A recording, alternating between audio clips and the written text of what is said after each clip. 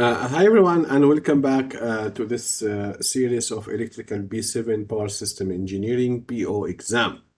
And this is question number 4 about synchronous generators. And this question is also a continuation of the December 2020 question, which had 3 parts. I solved the first 2 parts in question 2 and 3. And this is the last part. It's also a theoretical part. Okay, so let's see this question. It says here, draw the generator power versus torque angle curve for a cylindrical rotor and salient pole rotor generator of similar size. Comment on which of these generators provide more system stability. So let's start with basically the first one, which is the cylindrical rotor. First, let's see the equation so that we can understand the curve. And this is the equation. This is the output power is equal to the terminal voltage V. Okay, so if this is your motor basically here, this is your EF, this is your XS, and this is your V. So it's V times EF over XS sine delta. Delta is the angle between V and EF. Okay, so that is basically the power equation, and this is under the assumption only when RA, basically the resistance here, RA is ignored. We don't consider that. Okay, so for that type of generator modeling, this is the output power. Now, if we draw this, it's a sine function. It's very clearly, it's a sine function like this one. Okay, so this is the angle, and this is the power as a function of the angle. So it is basically a sine function, and it gives the maximum power when the angle is basically 90, and the maximum power is this, VAF divided by XS. So that is the power, or the curve, the power versus torque angle curve for the cylindrical rotor. Now let's go to the salient pole rotor generator. Now here the equation is a bit different. It has two components. This is the first component, which is the same as this component.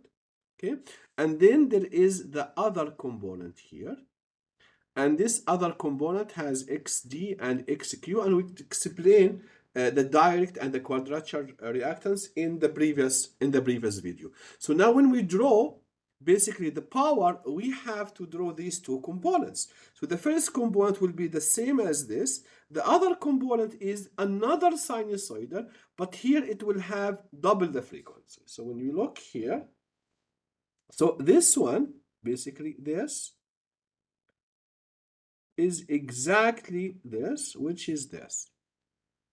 So this curve, or this first component, is exactly the same as the cylindrical rotor. Now we have the other component, which is this one, which is double the frequency. So it is like this. So now we have to add curve 1 and curve 2, and we got this curve here.